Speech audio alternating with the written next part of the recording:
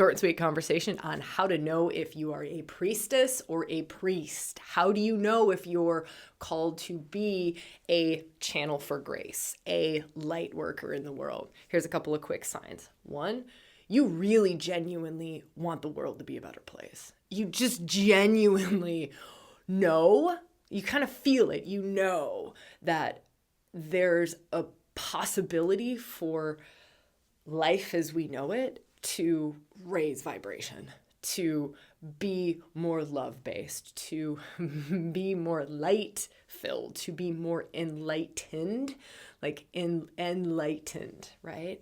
You know it, you can feel it. Second thing is you feel a devotion to that. Like you feel like deep inside of you, you just have this like devotion to it. Sometimes you don't know you have a devotion to it. I didn't know I had a devotion to it till I was like 25 and I was running in the woods in the rain. I remember this very, very distinctly. I was a trail runner at the time, and I'm running in the woods, it's pouring rain, and I got the call. I got the call. I was like, I got the call. I don't know. I have this devotion. To me at the time, it was this devotion to God. It was just this like, wow, this is my love. My love lies with God, Goddess, the divine. My love lies here. Then I remember listening to a lecture, an Andrew Harvey lecture, actually. I did an interview with him if you're interested. It's really powerful, probably the juiciest podcast interview I have ever done in my life. We'll put a link up there below if you're interested in. But I'm listening to a thing Andrew Harvey was giving. It was an in-person presentation, and he's talking about the sacred marriage. And I'm a person who's always like kind of struggled with human marriage in certain ways because I just don't believe in certain things around it. But he was talking about the divine marriage, the sacred marriage. And I was like, that is for me. That I understand. I very much understand taking those vows. I think I've already taken those vows. All right. So if any of this is resonating, this is just kind of a conversation for you to feel into a bunch of different things. And maybe you are already on a path of being a channel for grace, being a channel for light. P.S. I think we all have that capacity. I know we all have that capacity. Every human, every sentient being has a capacity for channeling love and light and grace. Humans get to do it a little more because we're so fucking conscious of it, right? We get choice and we get to choose this and we get to be very conscious of it and we get to hold intention. We have all kinds of beautiful, amazing modalities and capacities that we can work in unison with being a channel for grace, right? Being a priest or a priestess in the world. But I do believe that we all have this capacity. To me, the difference between having the capacity and being a priestess is that we kind of choose this way of life. There was this great conversation happening in the ReWilding team, and a couple of new people had joined the team, and there was a conversation happening around, this isn't a job. This is a way of life. This is a way of life. And to me, that's priestessing. That's this path. Those called to the path, it's a way of life. We really feel that it's a way of life. It's not just that I wait for random happenstance moments to be a channel for love or to be a channel for light or to be a channel for grace. I'm actually working via my devotion to it, via my just such strong calling, my alignment to it, my devotion to it, my dedication to it. I'm working to be more and more and more and more of that. I am becoming, this is a way how it feels for me as I walk this path further and further and further, is I'm becoming more and more the God, right? I'm becoming more and more of that. If that makes any sense. I know, now we're really going for it, right? All right. How else do you know if you're a priest or a priestess? You don't fit in. That's one of the ways that we can kind of look at that is you just don't fit in. Now there's a lot of ways of not fitting in, right? But it's like, you just don't really feel like you fit in with most groups, most places, most societies. Here's another like interesting one where you can kind of feel into if this one's true for you. You won't have all of these. These are just a lot of signs or a lot of symptoms, priestess symptoms, we could call them. But it's also that you sometimes like kind of look back and you're like, this is where we're at. Interesting. Or like, this is the level of love. This is so weird to me. Like, or we're still having this conversation, or we're still in this much fear, or we're still disconnected, or we're still sleepwalking through life this much. There's almost sometimes, again, this is not always, but there's sometimes this, like, you're really just looking at it like disbelief of like, how is the collective consciousness still here? This is so strange to me, right?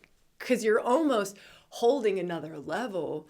And then here's the difference. Like, some of us will hold another level, but we're just called to hold another level. We're not necessarily called to priest or priestess, right? But what if you're called to hold another level and pour that into the world somehow? Like, you're called, this is the act of priestessing. I like using it as an action word. You're priestessing. You're channeling that higher vibration. You're channeling grace. You're channeling light or love. You're channeling that into the world. And you can do it in any way that you want. You could do it through art. You could do it through music. You could do it through poetry. You could do it through conversations. You could do it through facilitating guided journeys. You could do any way that you're called. So to me, priestessing isn't just like standing on a pulpit, right, and having a conversation. It's whatever your medium is to channel grace out into the world. And it doesn't have to be to channel it to people, right? You might be a channel for grace for the earth. You might be a channel for grace for animals. You might just be like this beaming lighthouse, and you don't even know what you're channeling grace for. You just are. You just are. There's a little bit around, sometimes we just can't help it. This is something to look at too. Before you like step onto the path, sometimes it's like you not only do you feel like a misfit, and you're kind of like looking at like, how are we still here? Like, how do I not fit in? I just don't feel like I fit in to certain things. But there's also this, you just like can't help but light up a room. Or you can't help, some of us, our priestessing is not about lighting up a room. Sometimes it's alchemizing shadow.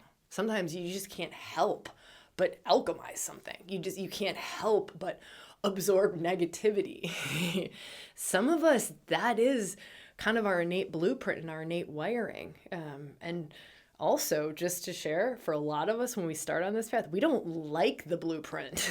Like, a lot of times we kind of came into it feeling like it's a curse, not a blessing. And part of the path is really coming into right relationship with it and learning how to work with it so that it is a blessing, learning how to work with it so that it doesn't feel like a curse. Like, well, everywhere I go, I'm just absorbing everything. Everywhere I go, I can't help but just like beam more light out into the room. So sometimes it's something that you just can't even turn off. You maybe don't know that you're doing it. So sometimes another way of knowing that this is your path is people will reflect it back to you. I remember when I was in sales, right? I'm 20. I'm in sales. Like, I was such a chemist. I was microbiology. I was chemistry. This path did not exist to me, right? The divine realms, the unseen realms did not exist to me. Priestessing, I would have laughed so loud if someone would have said something like that to me. But people would reflect back, my clients, my customers, they would reflect back to me, I just feel good around you. I feel like, what is it about you? They would always ask me, what is it about you? Like, I feel good around you. And then sometimes the reflection would be like, wow, I feel like I can just be myself around you. Those were like the starting inklings. Back in the day, I had no idea. I just thought, well, I don't know. I'm just really good at sales. Like, I don't know. You like me, and like, we're just good at sales. I don't know. I'm good at making friends. I'm good at making people feel, I don't know. But then come to find out, it's part of my innate blueprint, and it's how it's always been. My family will say, my brother specifically, he'll say, like, when you're around, Sabrina, whole life, stuff's just been good.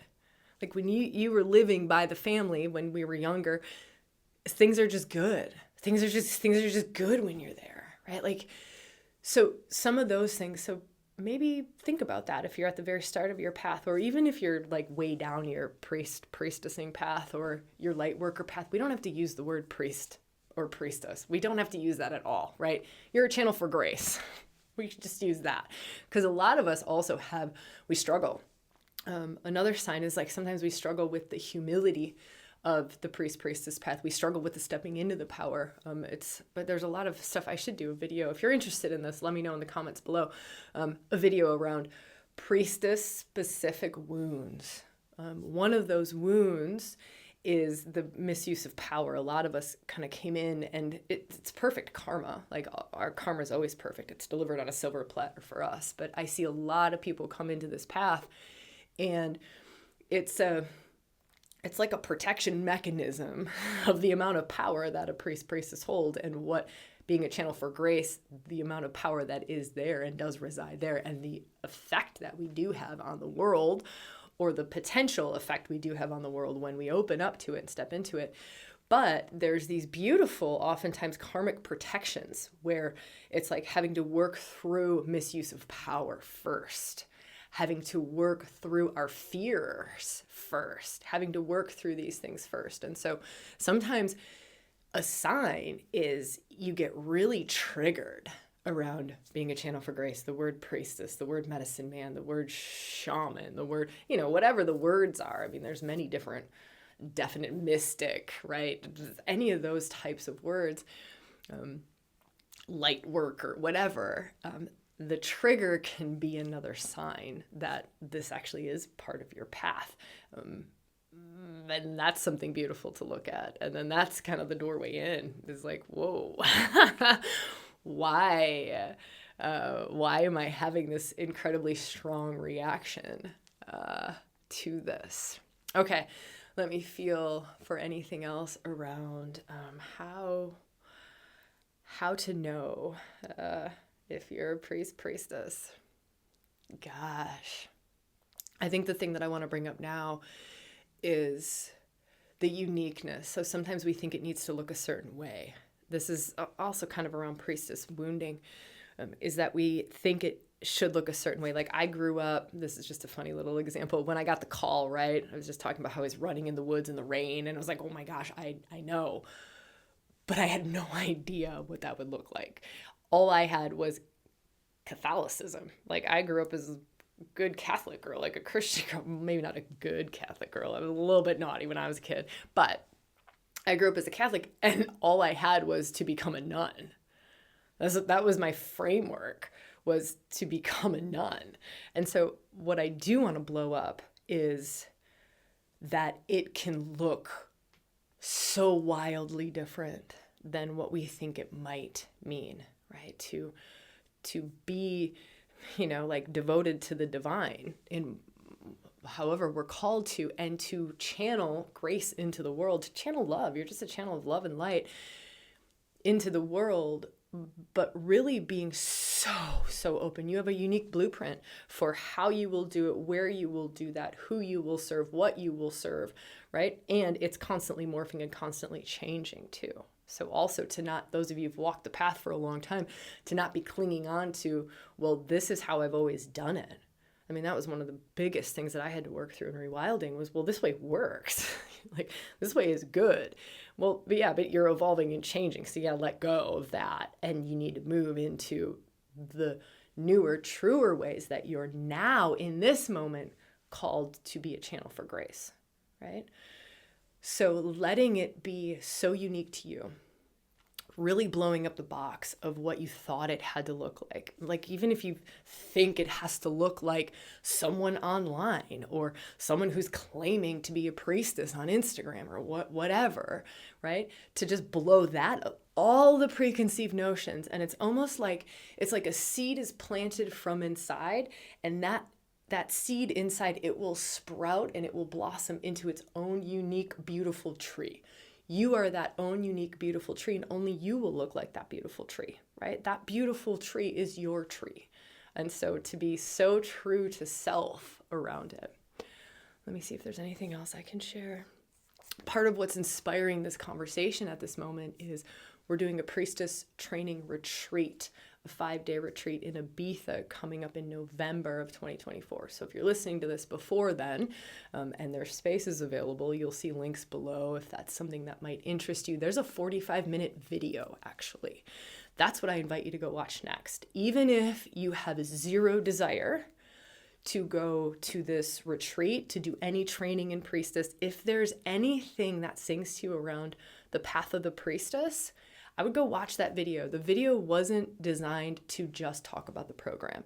The video was designed to talk to the priestess in us. It was designed to talk to like evoke, to really give some space for that part of self. So maybe go there with a notebook, go there, I don't know, while you're out on a walk, light a candle, sit down, make a cup of tea, and just go, all right, cool. I'm just gonna like sit and see like what resonates here, what I vibe with, what's awakening in me, what's sparking in me, and let it deliver insights for your path. Right? Let it deliver whatever little breadcrumbs for your unique priestess path. And we'll put a link below, even if it's past the time of the retreat taking place. We'll still link it so you can go watch that video, just because I created it to be like a priestess conversation, like from priestess to priestess, that part of self, like my Shakti talking to your Shakti talking to my Shakti. All right. I love being here with you all, and I love getting to have these conversations with you that are a little bit more edgy and a little bit more, I don't know, they're not the normal podcasts that we're putting out there. So just super grateful for our community and everything that you guys are always bringing. And if it sings, I'd love to see you in that priestess conversation. All right. Love you all so much.